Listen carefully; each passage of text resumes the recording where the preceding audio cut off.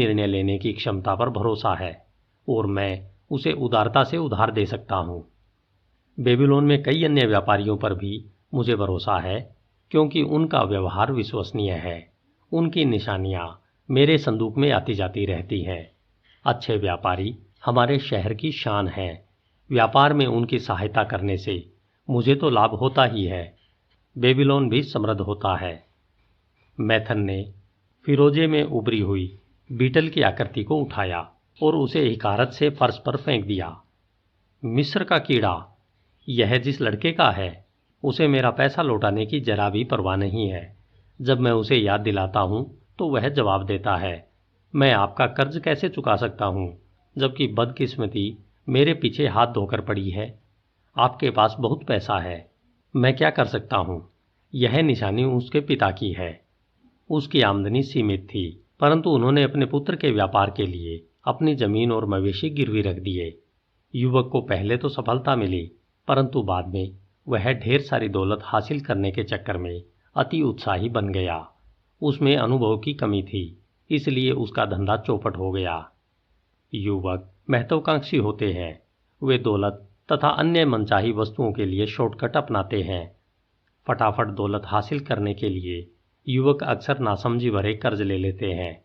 उनके पास अनुभव नहीं होता, इसलिए उन्हें यह एहसास ही नहीं होता है कि निराशाजनक कर्ज एक गहरा गड्ढा है, जिसमें कोई भी आसानी से उतर तो सकता है, परंतु उसमें से निकलना आसान नहीं है।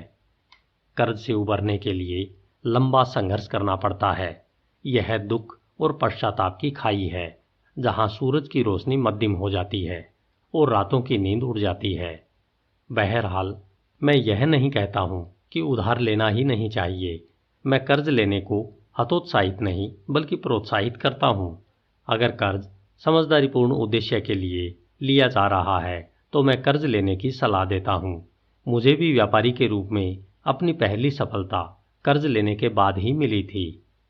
बहरहाल, मेरे मामले में कर्ज देने वाला क्या कर सकता है। यह युवक निराश हो चुका है और उसकी आमदनी शून्य है। वह हताश हो चुका है। वह कर्ज चुकाने की कोई कोशिश नहीं कर रहा है। मेरा दिल नहीं चाहता कि मैं उसके पिता की जमीन और मवेशी छीन लूं।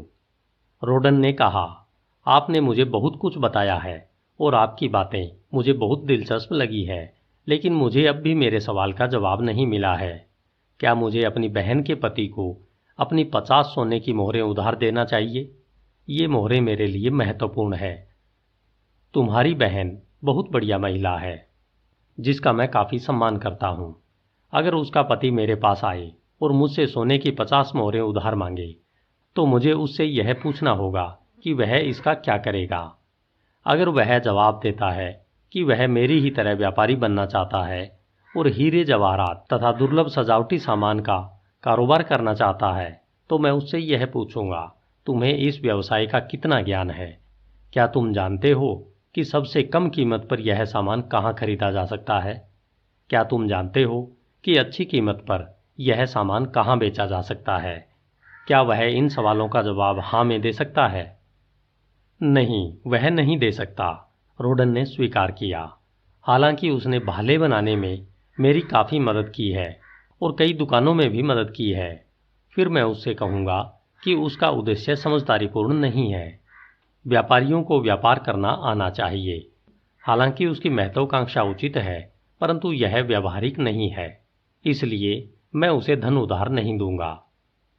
परंतु मान लें वह यह कहे, हाँ, मैंने व्यापारियों की काफ़ी मदद की है। मैं जानता हूँ कि स्मरना तक की यात्रा कैसे की जाती है और वहाँ जाकर गृहिणियों के हाथ से बुने गलीचों को कम कीमत पर कैसे खरीदा जा सकता है। मैं बेबीलोन के कई अमीर लोगों को भी जानता हूँ, जिन्हें मैं भारी मुनाफे पर ये गलीचे बेच सकता हूँ। इस पर मैं उससे कहूँगा, आपका उद्देश्य समझदारीपूर्ण है और आपकी महत्वाकांक्षा सम्मानजनक है। मैं आपको खुशी खुशी सोने की 50 मोहरें दे दूंगा, परंतु बदले में मुझे कोई ऐसी चीज़ चाहिए जो इन मोहरों के लौटने की गारंटी दे सके। लेकिन अगर वह कहे, मेरे पास रखने के लिए कोई चीज़ नहीं है, मैं एक सम्मानित व्यक्ति हूँ और आपको कर्ज के बदले में अच्छा ब्याज दूंगा, तो मेरा जवाब यह होगा, मैं सोने की हर मोहर का ख्याल रखता हूँ। अगर समन की यात्रा में जाते समय डाकू आपसे सोने की मोहरें छीन लें या लौटते समय अगर वे आपसे गलीचे छीन लें तो आप मेरा कर्ज नहीं चुका पाएंगे और मेरा सारा पैसा डूब जाएगा। रोडन, धन से साहूकार का व्यापार चलता है। इसे उधार देना आसान है। अगर इसे नासमझी से उधार दिया जाता है तो इसका वापस लौटना मुश्किल है। समझदार साहूकार उधार देते समय जोखिम नहीं लेता है, वह सुरक्षित भुगतान की गारंटी चाहता है। उसने आगे कहा, मुश्किल में फंसे लोगों की मदद करना अच्छी बात है, दुर्भाग्य के शिकार लोगों की मदद करना अच्छी बात है। उन लोगों की मदद करना भी अच्छी बात है जो अपना व्यवसाय शुरू कर रहे हैं ताकि वे प्रगति कर सकें और सम्मानित नागरिक बन सकें, परंतु मदद समझदारीपूर्ण तरीके से की जानी चाहिए, वरना मदद करते समय किसान के खच्चर की तरह हम भी दूसरों का बोझ अपने ऊपर लाद लेंगे। एक बार फिर मैं तुम्हारे मूल सवाल से दूर भटक गया हूं रोडन, परंतु मेरा जवाब सुनो। अपनी सोने की 50 मोहरें अपने ही पास रखो, जो तुमने अपनी मेहनत से कमाया है और जो तुम्हें पुरस्कार में मिला है वह तुम्हारा है और कोई व्यक्ति इस पर तब तक हक नहीं जमा सकता जब तक कि तुम ऐसा न चाहो। परंतु अगर तुम इसे उधार देते हो ताकि यह तुम्हारे लिए सूद कमा सके तो इस काम में सतर्क रहना और कई जगहों पर इसका निवेश करना। मुझे पर्स में पड़ा रहने वाला असली सोना पसंद नहीं है। बहरहाल मुझे जोखिम तो उससे भी ज्यादा नापसंद है। तुम्हें भाले बनाने का काम करते हुए कितने साल हो गए हैं?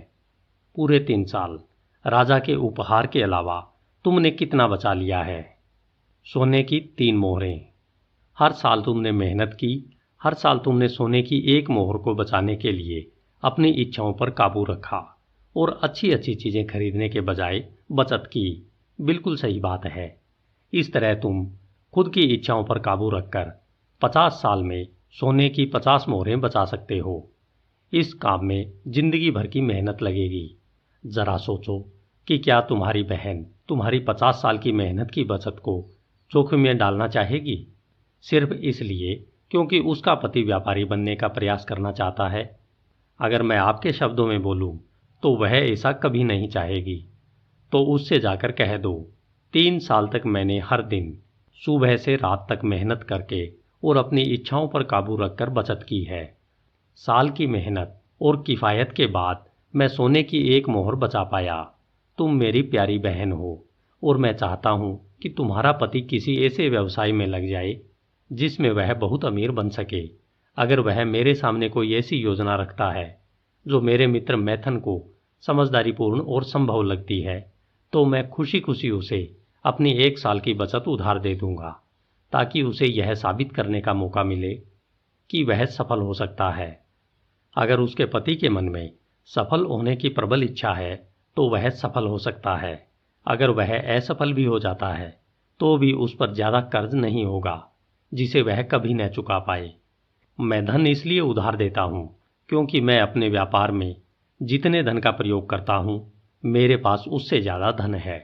मैं चाहता हूं कि मेरा अतिरिक्त धन दूसरों के लिए मेहनत करे और उससे ज्यादा पैसा कमाया जा सके।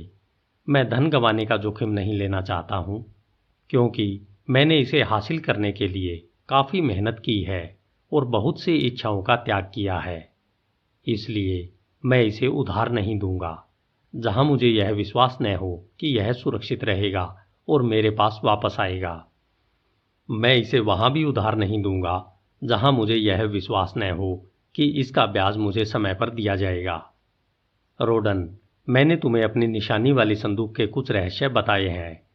उनसे तुम इंसानों की कमजोरियों को समझ सकते हो और यह भी कि कर्ज चुकाने के साधन न होने के बावजूद लोग कर्ज लेने के लिए कितने उत्सुक रहते हैं। लोग यह सोचते हैं कि अगर उनके पास व्यवसाय शुरू करने के लिए पैसा आ जाए तो दौलत उनके घर में बरसने लगेगी, परंतु इस तरह की आशा झूठी होती है क्योंकि उनके पास सफल होने की योग्यता या प्रशिक्षण नहीं होता है।